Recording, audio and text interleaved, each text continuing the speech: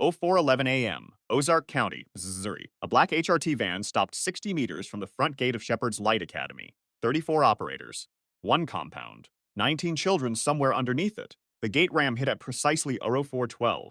Simultaneous flashbang detonations in the chapel and dormitory. K-9 units swept the wood line before a single boot crossed the threshold.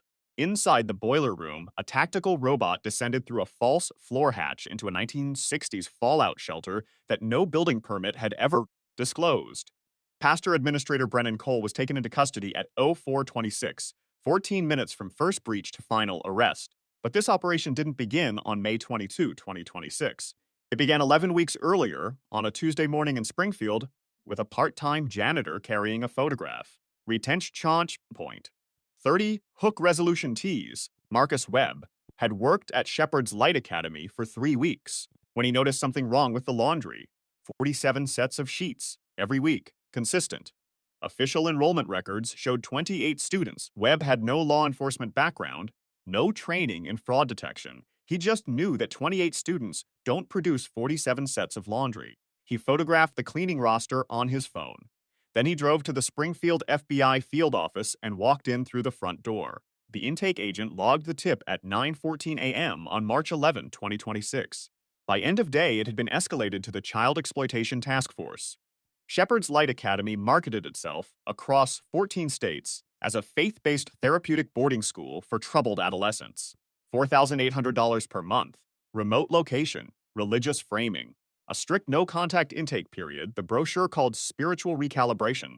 Desperate parents paid. The compound received children. Investigators needed to determine how many children were actually there. Retention shot count point. 4. 00 Stakes Bend. The laundry count suggested 47 residents. Official records showed 28, but task force investigators quickly found a harder problem. 11 of the children could not be matched to any enrollment agreement, any tuition payment, or any parent contact. 11 children with no paper trail of voluntary placement. Forged guardianship documents had been filed across 4 states under different notary seals, some dated to late 2025. The paperwork looked legitimate until checked against state vital records. 2 of the minors appeared on missing persons databases. 1 had been listed missing for over 2 years. The task force brought in HSI and Missouri State Highway Patrol. A federal magistrate authorized thermal imaging flyovers on March 19. The results were unambiguous. Heat signatures in unmapped sublevels beneath the boiler room, consistent with human occupation. The footprint didn't match any permitted structure in county records. A second warrant authorized a deeper step. Here's the part that should bother people. The compound had been inspected twice by state licensing officials in the previous 18 months. Both inspections came back clean. Neither inspector had been shown the boiler room. The task force needed someone's inside. A former counselor who had resigned in February 2026 was located in Kansas City. After 2 meetings with federal prosecutors, he agreed to cooperate. He wore a wire through 6 staff meetings over 30 days. Retention chant point. 50% mid-roll hook. The recordings were cold. Staff discussed the sub-basement population by number, not by name. Logistics. Which children were stable and which were problems. Cole referred to the operation as the second ministry. In one recorded meeting, he referenced a ledger, physical, kept in his office. He called it the directory. What that directory contained would expand the investigation beyond Missouri. One detail from the wire recordings stayed with the lead investigator. Cole mentioned 2 sister academies in separate recordings, one in Tennessee, one in Idaho. No names, just references. Like what we built here. Investigators flagged them and kept moving. They needed to secure Missouri first. The decision to raid came after a final surveillance review on May 20. Thermal imaging showed all 19 heat signatures present in the sub-basement. The window was narrow, moving that many individuals requires logistics, and the task force had a 48-hour margin. Worth saying plainly, the 2 state inspections that cleared this facility were not just a failure of one inspector. Missouri's inspection protocol had no requirement to access mechanical spaces. A licensed therapeutic boarding school could operate without an inspector ever seeing anything below the main floor. That rule existed before Cole. It still exists. Retention count point. 0 engagement beat. What do you think? Did that regulatory gap make this possible? Or would Cole have found another way regardless? On May 21, a federal judge signed the warrant. 34 HRT operators staged at a rural airstrip 40 miles northwest. Local law enforcement sealed the county roads at Uzu 330. The gate ram deployed at 0412.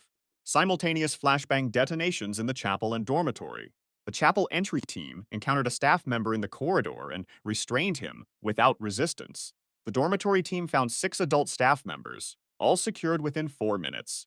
K-9 units swept 600 meters of woodline on 3 sides of the compound. 2 subjects attempted to flee through the eastern tree line. Both were apprehended within 12 minutes. The tactical robot entered the boiler room first.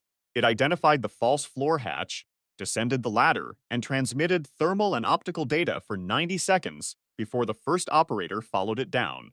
The subbasement was a converted fallout shelter approximately 40 meters long. Cot rows. Minimal lighting. 19 children, ages 13 to 17, all were alive. The extraction took 22 minutes. Cole was taken from his private residence on the compound's north end. No resistance. By 0426, the operation was complete. Investigators processed the scene through the following day. Inside Cole's office, they found $2, $1 million in cash concealed inside hollowed-out hymnals on a floor-to-ceiling bookshelf. The ledger Cole had mentioned in the wire recordings was in a locked filing cabinet. It documented 60 miners across 3 locations going back to late 2025. Names, dates, payment amounts, the directory. The Tennessee and Idaho facilities, referenced in the recordings, were identified within 72 hours. Both are under active federal surveillance.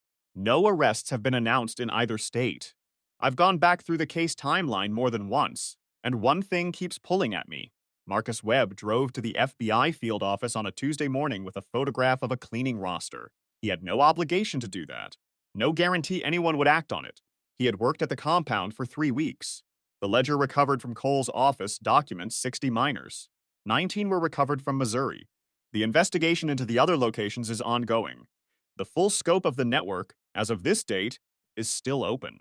Some of the miners in the ledger have not yet been identified. The compound is gone. The demand that created it has not changed.